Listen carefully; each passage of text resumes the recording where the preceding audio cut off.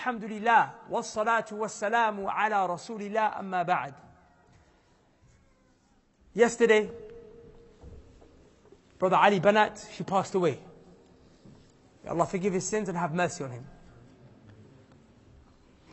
He's been prayed on and he's been put in his grave. He spent his first night in his grave yesterday. For those who don't know, he was a brother who 3.5 years ago was told by the doctors he had 7 months to live. Out of nowhere he was told he had cancer. Before that he was a very rich person. He used to drive a Ferrari Spider. His shoes were all Louis Vuitton. He told us when he came to the UK that they called him, or as somebody would call him, I love and as a joke, they called him Louis Boy. Because everything he owned was Louis Vuitton. And even when I remember when he came, even a plain white shirt that he had was Louis Vuitton. The kind of thing we'd get from H&M or Primark.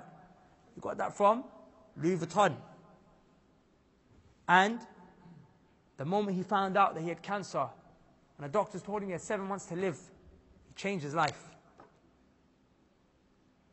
Everything he had, he sold it. He sold his business. He took all his shoes that he had, he took them to Africa in Togo, and he gave them away to the kids. I remember when he was here, he had 2 fat suitcases with him. And the suitcases were filled with Louis Vuitton shoes. And he told us, because when he came to the UK, he said, after this, I'm going to go to Saudi Arabia for Umrah. Then after that, he's going to go back to Africa. He's going to go to Togo. I said, I'm going to hand these kids, I'm going to hand all my shoes out to these little kids who are not living in very good circumstances. And he gave them out. And he set up a project. A project that's not just to feed people, but also educate them. I remember he called me one time and he told me that, no, he didn't call me, sorry, we spoke over WhatsApp. Just wanted to ask him how his project is, and he told me that we have started to do da'wah in Togo now. He said, we've got guys on motorbikes. And he said to me, he said, we call them da'wah men. They go on a bike, they go to the villages and they give da'wah to the people. And people, whole villages that accepted Islam. Whole villages that accepted Islam. And he said to me something that made me so happy. And he said, don't worry, we're teaching them the sunnah. Allah, he said that to me. He said, we're teaching them the sunnah. I remember when he was here in the UK and there was a conversation that was going on. We were talking to some Sufi guy. And he was like, by the way, listen, I'm with you boys. Meaning like, I'm on your manhaj. May Allah have mercy on him. Forgive me his sins. Ameen, and enter him into Jannah. So he gave his whole life to doing that. And he inspired many people. But now he's dead. So what does that mean for us? And what can we take away from this? What can we take away from this? So I thought it was important, inshallah ta'ala, because this is a man who affected the world. He affected the world. I would go to so many places and people are talking to me about him. He really affected the world. Is he going to be someone who just died and passed on and we didn't take a lesson, a benefit from him? Or are we going to take a lesson and let it impact our lives? My wife came to me today. She was very sad. She'd been sad for 2 days. She'd been reading all the stuff about him and going through all his videos, and she was like, it's really breaking my heart. You know, he's dead. She said, I feel bad. She said, I feel sorry. I said, what do you feel sorry for? Sorry for him? Or sorry for us? Why are you feeling sorry for him? Why are you sad about him going? Why are you sad about him going? He wanted to go. Did you not see that video, Gifted with Cancer? He said, I wanted to go. He said, one time I thought I was going to die. He said in the video, one time I thought I was going to die. And when I woke up the next morning to find out I was still alive, I became sad. He wanted to meet Allah. And wallahi, we don't praise anyone before Allah, and we don't know what happens and what's the state of the people's hearts. All we know is that we look at the signs of the way a person died. And one of the brothers that was close with him told us that he took the shahada before he died. He wasn't able to utter it, but he was saying he was doing it in his heart because he wasn't able to speak. So for us, we inshallah, he's in a good place. We know he's gone back to a merciful Lord. So I'm not feeling sorry for him, I'm feeling sorry for me. How am I going to die? Am I going to be able to say the shahada when I die? Am I going to have that point in my life where I turn around and I start directing myself towards the worship of Allah subhanahu wa ta'ala and sadaqah and ibadah? You know, the worship is of many types. The worship is of many types. Imam Malik rahimahullah, he used to teach a lot. He used to teach a lot. He was always teaching. And everyone has haters. Imam Malik had haters. So one of the haters wrote to Imam Malik. He said personally, I think you're teaching too much. Close your book. Go away for about a year or two. Go, become a hermit kind of thing. Just worship Allah and reflect on yourself. And Imam Malik wrote back to the guy and he said, some people, Allah opened fasting for them. The thing that they do, and which is their focus. Of course, you do all the obligatory actions and you try to do everything. But the one thing that they go in on is fasting. And some people, Allah gave them reading Quran. Like Abdullah ibn Mas'ud radiallahu anhu used to say, outside of Ramadan, not in Ramadan, because everyone fasts in Ramadan, but outside Ramadan, he used to say that, I don't fast that much. Because for me, I want to read the Quran, and when I get tired, I can't read the Quran the way I want to read the Quran. So he was a man who would be always reciting the Quran, always the book of Allah. And there'd be some people to whom Allah gave the night prayer. They'd be praying the whole night. Like Abu Muslim al-Khawlani rahimahullah, he used to be praying the night prayer. And then when he started to get tired, he used to have a stick next to him. He used to smack it on his thigh, and beat his thigh like a donkey, and say, "What are you doing?" He's talking to himself. He said, "You're getting tired, and Abu Bakr is ahead of you. Uthman, Ali, all of these Sahaba are ahead of you." So he beat his leg. So to some people, Allah gave the night prayer. To some people, Allah gave sadaqah, charity. Like the brother Ali, rahimahullah. Allah opened the door of charity for them. They will give sadaqah, charity. Set up projects. And then Imam Malik said, to me, Allah gave me teaching. He gave me ilm. The point was, the various acts of worship you can take and say, this is going to be me. This is what I'm going to go in on. Some of us is ilm, some of us it's qiyams, night prayer, some of us it's dhikr, Quran, fasting. What is it? Some of us, we don't have anything that we can say, this is my thing that I do. This is my main thing that I do every day. I can't say about myself, I'm a man of knowledge. I can't say about myself, I'm a man of fasting. I can't say about myself, I'm a man of charity. I can't say about myself, I'm a man of Quran. I can't say none of these things about myself. So I feel sorry for me. I feel sorry for us. What are we going to take forward from this?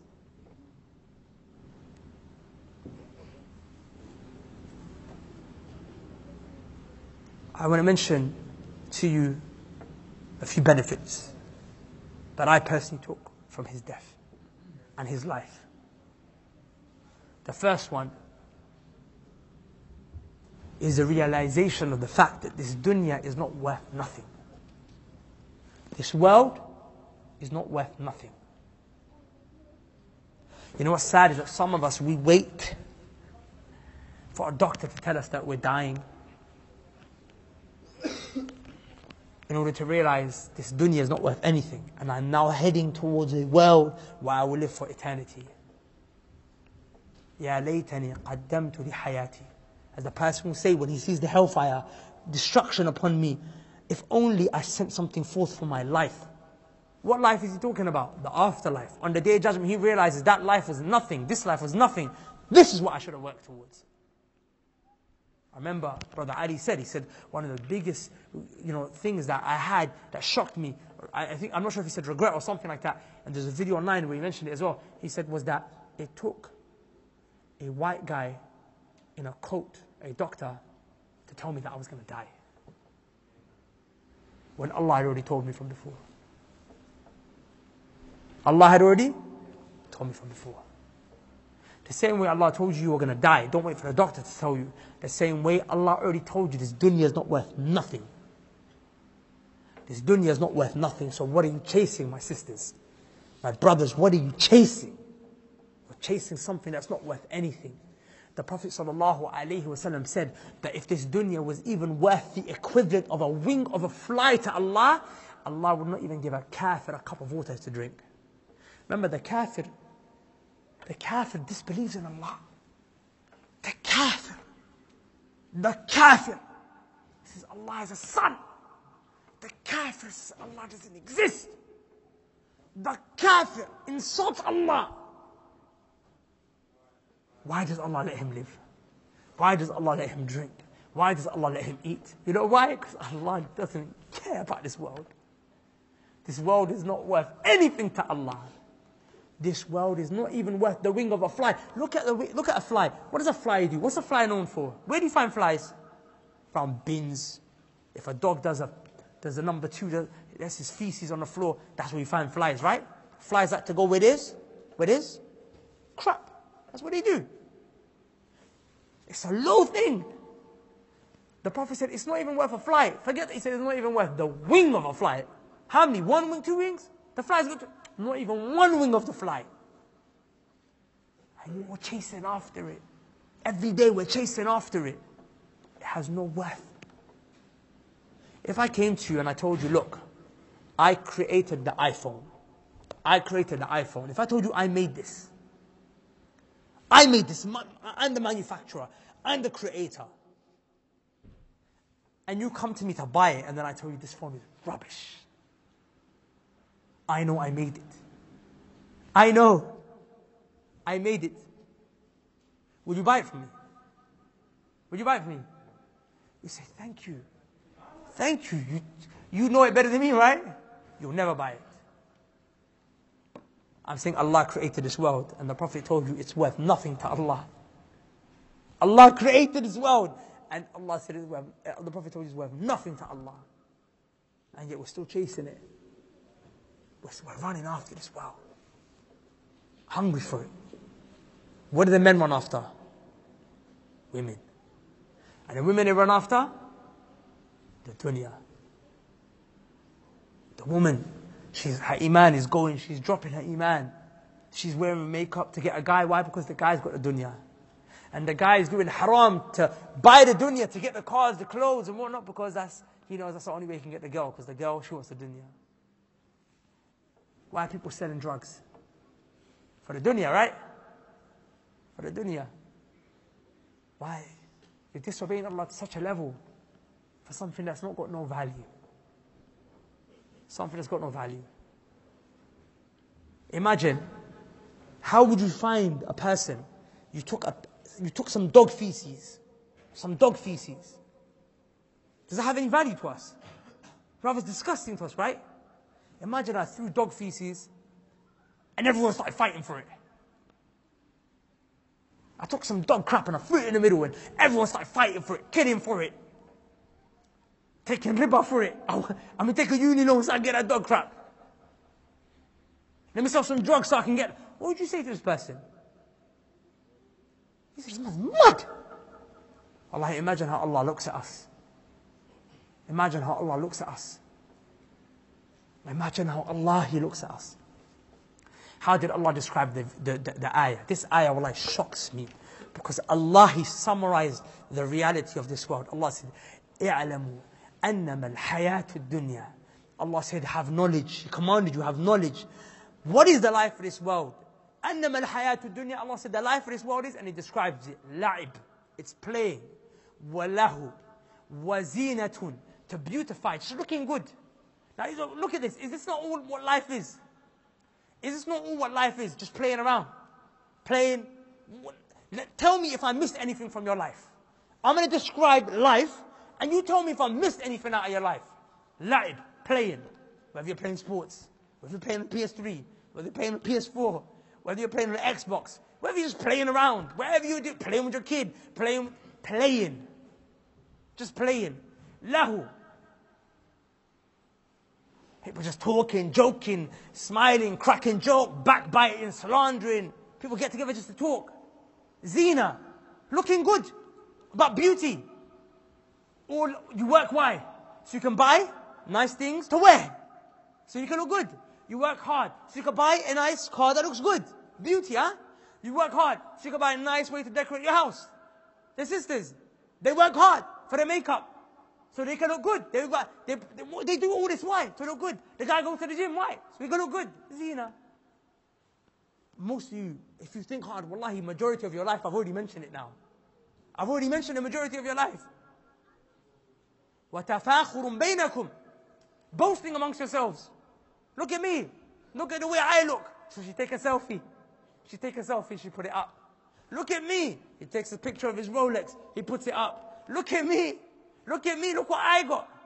All day, every day. Snapchat. Look at my life. Instagram. Look at my life. WhatsApp story. Look at my life. Just boasting, showing off. Got for a big wedding, huh? Let the people know. Got to have a nice yard. Let the people know. Can't come into the yard today. Can't bring no guests to the yard today. Why? The yard doesn't look clean. Got to let the people know. Boasting, huh? Showing off. وَتَكَاثُرٌ فِي الْأَمْوَالِ وَالْأَوْلَادِ. And competing to just gathering what? Amwal, wealth. Just work. That 9 to 5. Get my money in. Just get that money in. وَالْأَوْلَادِ, children. Can you have kids without women? Huh? You want lots of kids? So you get lots of women. So in there is chasing after the women. And getting the kids. And wallahi, that's what life is, huh? That's what life is. Did Allah miss anything? Wallahi, that's what this world is. Wallahi, that's what this world is. But look what Allah said when He described the akhirah. وَفِي الْآخِرَةِ عَذَابٌ شَدِيدٌ. That's this life, huh? The next life, Allah said, is عَذَابٌ شَدِيدٌ. Is a severe punishment for those who they didn't fulfill Allah's rights in this world. This world was just for them. For them, عَذَابٌ شَدِيدٌ. Not just that, وَمَغْفِرَةٌ مِّنَ اللَّهِ وَرِضْوَانٌ. But it's also forgiveness from Allah and His pleasure. For those who turn their back on this world, say, I don't want it. It's nothing, it's rubbish, I don't want it. And facing the next life. For them is Allah subhanahu wa ta'ala's forgiveness. That's the first lesson, brothers, sisters. This world is not worth nothing. This world is not worth nothing. You're going to get to a point in your life when you're about to die. You're going to get to a point in your life when you're about to die. At that moment, if someone came to you and said, for 5 minutes to live, I will give you 5 extra minutes to live, give up everything that you own. Will you give it up? Wallahi, you spent 60 years working towards a bank balance. You'll give every penny such that your family don't even inherit a single penny of it just for 5 extra minutes. This world is not worth nothing. So why are you making it your goal? Second lesson, inshallah ta'ala, I want to mention, and this will probably be the only one that I do mention, and then we'll leave it here, is that death is real.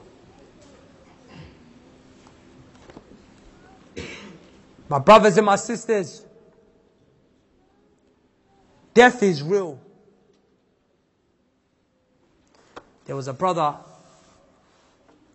who got struck by cancer about 4 or 5 years ago. His name was Ahmed, rahimahullah. Very good brother, Hafid of Quran. And I remember we went to visit him. And after visiting him, we were very sad because the doctors told him he's got maximum a year to live. And I remember Ustad Abdurrahman, he sat with us and he said, why are you people feeling so sad? Allah didn't promise you tomorrow. Allah didn't even promise you tomorrow. Why do you think that you're going to live longer than Him? Who promised you tomorrow? There's an incident that mentioned, and I forgot where it's mentioned, but it's an incident amongst the Salaf, where there was a man, and they told him to lead the prayer. And he was being humble, saying, no, I don't want to lead, I don't want to lead, I don't want to lead the prayer. And they were saying, no, you have to lead. And he said, listen, I'll lead the next prayer. So the man who initially told him to lead got angry at him. He said, no, you're not going to lead. Get back, you're a fasiq. Fasiq means you're a rebellious sinner. Get back. What do you mean? Why did he say that? He said, who told you were going to live to the next prayer? The fact that he said, I'll lead the next prayer, they saw that as fisq. The Salaf saw that as fisq. He thought he was going to live to the next prayer. He said, no, you're not going to lead. Get back. Yeah, you're right, you're not going to lead. I tell you, brothers, I've mentioned this before, there's one statement that changed my life. And when I was jahil, and to a great extent I still am today, a jahil, ignorant. But when I was very jahil and I wasn't practicing and I would not pray, there was a statement that I heard from the companion Abdullah ibn Umar radiyallahu anhuma, the son of Umar ibn Khattab. He used to say to the people, إِذَا أَمْسَيْتَ فَلَا تَنْتَظِرِ الصَّبَاحِ. He used to say, if you reach the night time, don't expect and think you wake up in the morning. وَإِذَا أَصْبَحْتَ فَلَا تَنْتَظِرِ الْمَسَاءِ. And if you reach the morning, do not think that you will reach the night time. Wallahi, I remember, anytime I would think to myself, you know what, I've been praying, let me just take a break, and let me miss Asr. I'll remember this hadith straight away. I'll think to myself, subhanAllah, what if I die? Who said I'll reach the night to be able to pray my Asr the next day? I remember one time, wallahi, I remember this was early, it's been a few months I started practicing. I went to sleep, I went in my bed, and I was tired that day. I remember it vividly till now. I was tired that day. And I said to myself, Barakallahu feek. I was tired that day. And I said to myself, you know what, I've been praying my salah for like months. I'm going to take Isha off today. Isha I'm going to miss today. And when I said that, I straight away remembered this hadith. If you reach the night, don't think you wake up in the morning. So I got up and I quickly prayed.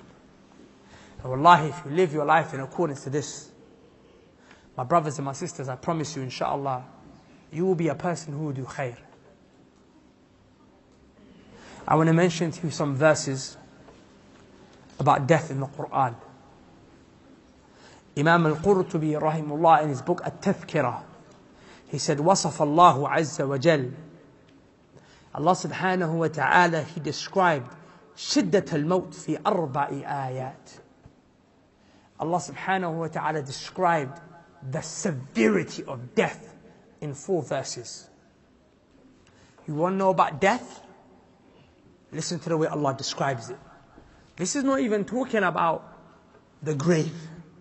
This is not even talking about the qabr, the questioning, the fitna, the punishment. This is not even talking about day judgment. This is just talking about the moment of death. And let's ponder on some of these verses. Let's ponder on some of these ayat. Allah subhanahu wa ta'ala said, وَجَاءَتْ سَكْرَةُ الْمَوْتِ بِالْحَقِّ ذَلِكَ مَا كُنْتَ مِنْهُ تَحِيدٌ. Allah subhanahu wa ta'ala said, and it has come. What has come? Sakratul Maut. What is Sakratul Maut? Sakratul Maut is the pain that a person feels at the time of death. When you're dying. Just moments before you die, you're going in and out of consciousness. You feel a pain. Your forehead starts sweating. Allah said, it's come. وَجَاءَتْ سَكْرَةُ الْمَوْتِ بِالْحَقِّ ذَلِكَ مَا كُنْتَ مِنْهُ تَحِيدٌ. Allah said, it is that thing that you are running away from. It is that thing that you are running away from. You're trying to run away from death. Anti-aging creams. Huh? Trying to look young, huh? Trying to run away from death. Not coming to the masjid. You want to ignore death. You want to focus on the dunya. You're running away. Allah said, it's come. What is sakratul maut? Brothers, sisters, sakratul maut is pain. The Prophet sallallahu alayhi wa sallam, Aisha radiyallahu ta'ala anha, she mentioned when he was on his deathbed alayhi salatu salam, he was experiencing these sakarat. And what's he doing? He's falling in and out of consciousness. He's going to the water and he's splashing his face. He's trying to freshen his face up. And then the Prophet sallallahu alayhi wa sallam said, La ilaha illallah. There is no one worthy to be worshipped in truth except Allah. Inna lil mawti sakarat. Verily death, it has pain. It has these sakarat. And the Prophet sallallahu alayhi wa sallam raised his hands to the sky and he said, Fir rafiq al-a'la. He said, Allah, I want to be with you. I want to be in the companionship of the Most High. And then after that, as he was saying that, Allah took his soul away and he died sallallahu alayhi wa sallam. These pains are not a joke. Imam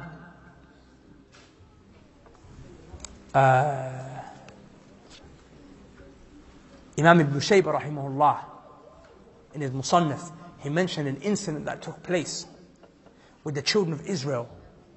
One day, they walked out into the graveyard.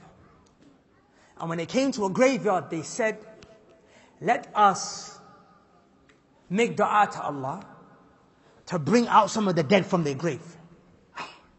So that we can ask them what death was like. What it was like when they felt death. At the moment they died, how did it feel? So they did it.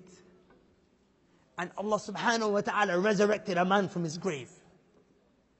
And his face was dark, covered with darkness. He came out of his grave, his face was dark, and the narration mentioned he didn't have no mark of sajda between his eyes. He had no mark of sajda between his forehead. He never prayed. And he said, people, what do you want from me? And then he explained death. He said, I've been dead for 100 years. And the heat, the fever, the temperature, the pain, the effect of the moment I died for 100 years has never left me. I never felt peace for 100 years until this moment right now where I just came out my grave. He was feeling the pain for 100 years, the pain of death.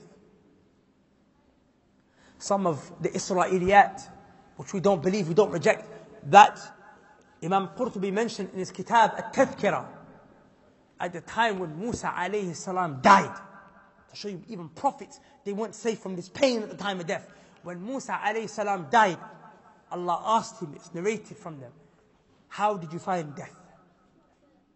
And Musa alayhi salam said, it was like the moment I died and my soul was being taken. He said, it was like, sorry, not the time the soul was being taken out, but leading up to the point where the soul is being taken out, the sakarat of maut. He said, it was like I was a sheep. And a butcher had a knife and he was peeling my skin off my body. That's what we're all going to feel. We're going to feel the sakarat. In another narration he mentioned, it was like I was a bird that was slapped into a frying pan that was being heated. And heated like that. Sakaratul maut. And Allah didn't speak about it in the future. Allah didn't say, Allah subhanahu wa ta'ala didn't say that it's going to come. He didn't speak about it in the future. Allah said, وَجَاءَتْ, it already came, to show you death is already there. That's why some of the Salaf, they used to say that death is like a blade already hanging over your neck. It's already hanging over your neck. The blade is already over all of our necks. And any minute Allah's going to tell the angel of death, let it go, and then you're going to die. Imam Qurtubi rahimahullah mentioned his kitab al-Tadhkirah, it reached me But the angel of death goes into the houses of every person underneath the sky 600 times. 600 times the angel of death comes to visit you. Meets you. Another ayah that Imam Qurtubi mentioned, that was the first one, right? That shows the shiddah of death. Another ayah that Imam al-Qurtubi rahimahullah mentions was when Allah subhanahu wa ta'ala says, وَلَوْ تَرَى إِذِ الظَّالِمِينَ فِي غَمَرَاتِ الْمَوْتِ. Allah subhanahu wa ta'ala said, if only you could see the oppressors, the evil ones, فِي غَمَرَاتِ الْمَوْتِ, at the time of death. Imam ibn Kathir rahimahullah, he mentions, what does this mean? If you could see them at the time they experienced the sakarat. At the time you could see them experience the kurb, the pain, the agony of death. If only you could see. What did Allah say is going to happen to them? وَالْمَلَائِكَةُ بَاسِطُوا أَيْدِيهِمْ. The angels, what are they doing? They're striking them. They're striking them, slapping them, beating them. As Allah mentioned subhanahu wa ta'ala in another verse, وَلَوْ تَرَى إِذْ يَتَوَفَّى الَّذِينَ كَفَرُوا الْمَلَائِكَةُ يَضْرِبُوا وُجُوهَهُمْ وَأَدْبَارَهُمْ. Allah subhanahu wa ta'ala said, if only you could see, oh Muhammad, if only you could see, at the time these people are dying, when the angels, يَضْرِبُونَ وُجُوهَهُمْ, they're slapping their faces, وَأَدْبَارَهُمْ, they're striking their backs. Why are they doing this? Why are they doing this? They're saying, أَخْرِجُوا أَنفُسَهُمْ, take out your soul. Why are they saying this? Why are the angels saying this when they're putting out your soul? Ibn Kathir rahimahullah mentions that when the angels come and they tell you, come out to the punishment of Allah, come out to the chains and the handcuffs, come out to the shackling of Allah, you're going to be shackled, come out to the hellfire, come out to the water that's going to burn you, boil you, you're going to drink it, it's going to melt your insides, come out to this, come out to the punishment of Ar-Rahman Ar-Rahim. The soul and the body will become scared. And it doesn't want to come out. It doesn't want to leave the body. So it runs into the body. It tries to hide in the limbs, holds on. And as it's gripping on for dear life, holding on, the angels rip it out. And the Prophet ﷺ explained what this ripping is like. It's mentioned in the narrations. You take some cotton wool, some wool, and you wrap it up in a thorny branch. And the wool is wet. When I rip the branch, what's going to happen to the wool? It's going to rip. So the branch is your soul, and the wool's your body. When it rips, imagine the pain that the person feels when it's ripped out of them. That's death. That's death. The ones who are righteous, their soul will come out smooth, easy. But the sinners, it won't. And I ask you today, if you died, how will the angel of death come to you? Will he come to you with a smiling, shining face? You know yourself. بل الإنسان على نفسه بصيرة. The human being knows himself. My sisters, are you listening? You know yourself. My brothers, you know yourself. Why are you feeling sorry for Ali Banaat? He is dead now. He has done this. It's you and me. Our time is next. The other ayah that Imam al-Qurtubi rahimahullah mentioned, when Allah subhanahu wa ta'ala said, فَلَوْلَا إِذَا بَلَغَتِ الْحُلْقُومِ. When the soul reaches the throat, when the soul reaches the throat, it comes up here. That's where it's going to be. وَحِينَئِذٍ. At that time, what are you doing? When the person is dying in front of you, what are you doing? You can't do nothing. تنظرون, you're just looking at him. Just looking. Allah says, at that time, Allah's angels are closer to him than you. Even though you're standing right next to him. He's dying in front of you, you're standing right next to him. But Allah subhanahu wa ta'ala's angels are closer to him than you. And the final ayah, when Allah said, كَلَّا إِذَا بَلَغَتِ التَّرَاقِيَ وَقِيلَ مَنْ رَاقٍ. Allah said with certainty. Kalla shows certainty. When the soul reaches the collarbone. Because remember, when it's being pulled out, it will rise. The collarbone, right here, the throat. وَقِيلَ, it will be said, مَنْ رَاقٍ. Who's going to cure him? Who's going to protect him? He's dying. You humans think you have it all. You live your whole life. You live far away from Allah. You don't beg him. You don't ask him to protect you when you leave the house because you think you protect yourself. You don't ask him to protect you when you sleep because you sleep yourself, you wake up yourself. You don't ask him to give you rizq because you earn rizq yourself. Okay. Stop the soul from leaving the body. وَإِذَا بَلَغَتِ التَّرَاقِيَ وَقِيلَ مَنْ رَاقٍ وَظَنَّ أَنَّهُ الْفِرَاقِ. And at that time, the person who's dying knows, no one can save me. No one can cure me. It's too late, I'm going. وَالْتَفَّتِ السَّاقُ بِالسَّاقِ. And the Salaf, they explain this way, they gave different aqwal to explain this ayah. Some of them said it means bala, bala. Agony, agony. That's what comes after. Or some of them said, وَالْتَفَّتِ السَّاقُ بِالسَّاقِ. When the legs are wrapped over each other, when you're shrouded in a white shroud. I mean, that's next. The soul reaches the collarbone. It's announced who will save him. He knows no one's going to save him. Next, he's wrapped up in a little shroud. He's dead and buried. I remember, sisters, pay attention. I saw a picture on Instagram once, and wallahi, if a picture could speak 1,000 words, this one spoke 10,000. It had a picture of a woman in a white shroud. She was wrapped up in a white shroud, ready to be buried.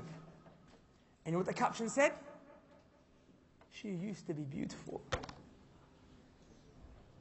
She used to be beautiful. Do you understand what that means? That means, forget your makeup, my sisters. Forget your clothes. Forget your tight clothes. Some of you don't want to wear the jilbab. You don't want to wear what?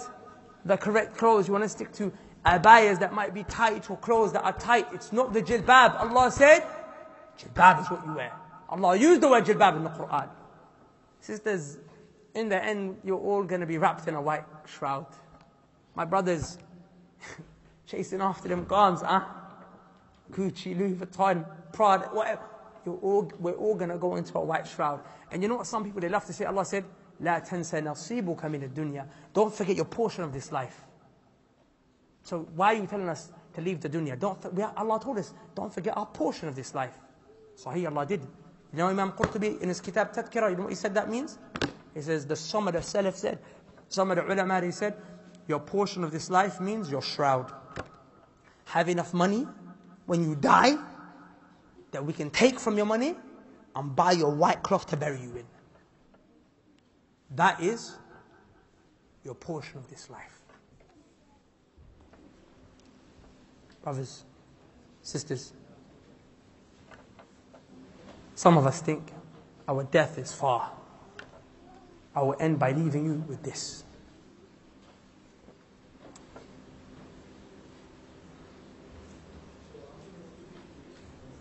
Allah subhanahu wa ta'ala said, this is a sign of how far your death is. You know, you get to the point where you start to rise, your life starts to climb, right? Then you reach a peak, and then it starts to fade away. So you ask yourself, are you rising at a peak or are you fading away?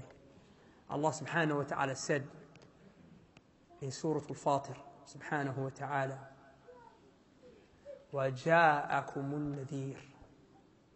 Allah said, the warner has already come to you. The warner has already come to you. The warner that you're going to die already came to you. Meaning the sign of death already came to you. The fact that you are dying and you're going to die and your death is not far already came to you. What is it? The Sahaba, they explained, it's the first white hair that grows in your beard. When you get that first white hair that comes out of your beard, or you get white hair that grows out of your hair, the first white hair that you see, it means it's time now. It means your life now, slowly is being taken away. In fact, the Salaf would say that a person, when he starts to feel back pain, it's back pain, he knows he's dying now. Headaches, hair loss, wrinkles in the face, aches and pains, and not the same as he used to be, huh? Not the same as he used to be. So these are all signs that the death is close.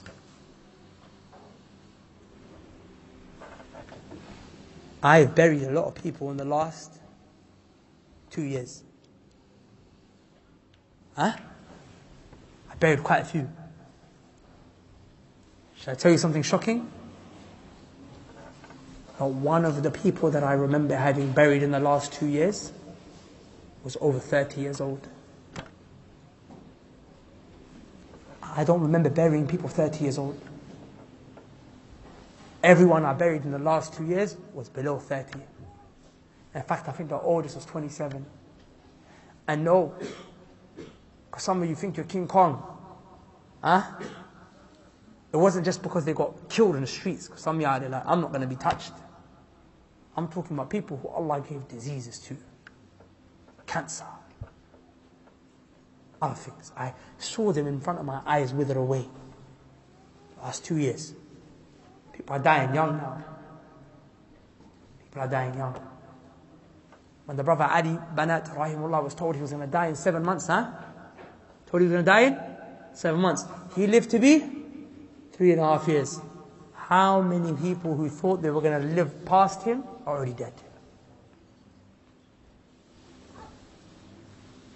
Go to the graveyards, brothers, sisters. Look at the dates the people died.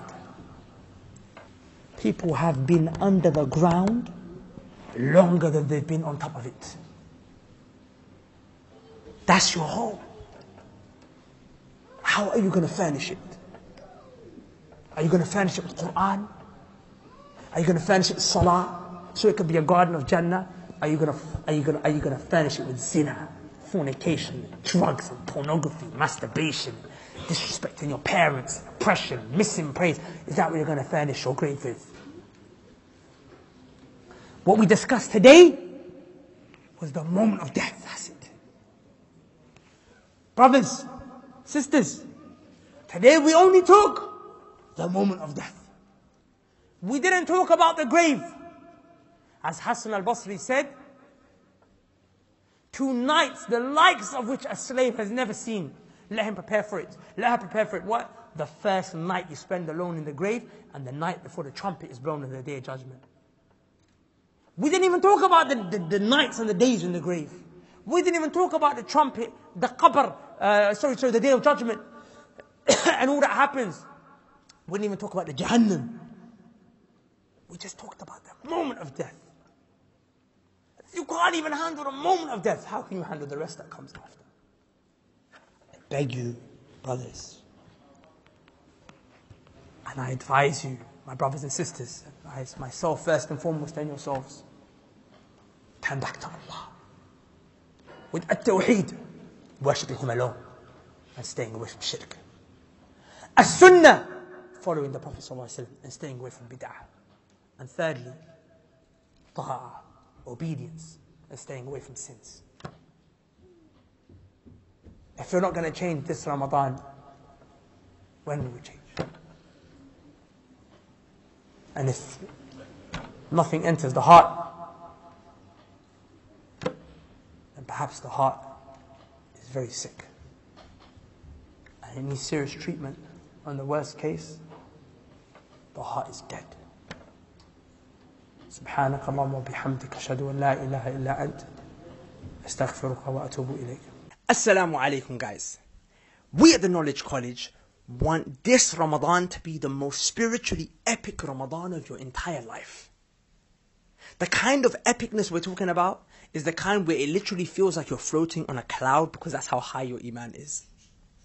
The way to do that is to educate you guys on the key components of the month of Ramadan. So you can learn a bit of knowledge every day and then implement it, inshallah ta'ala. And as you implement and you go on, your iman increases and your experience with the month of Ramadan also intensifies. Well, alhamdulillah, Allah facilitated us to be able to do that last year by putting together a course called The Fasting and the Furious. The course is exactly what it says in the title. It teaches you how to fast in the most furious way. In other words, in the most epic way, where you actually come together, inshallah ta'ala, and you give your full force and energy towards worshipping Allah subhanahu wa ta'ala in this month, based upon insight.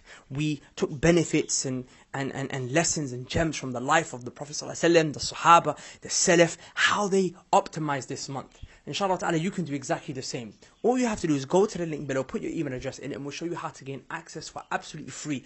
You won't just get the Fasting and Furious course, but you get every single course that's on the Knowledge College, all free for a month of Ramadan, alhamdulillah. So go to the link below, put your email address in, and hopefully we'll see you on the other side. Assalamu alaikum wa rahmatullah.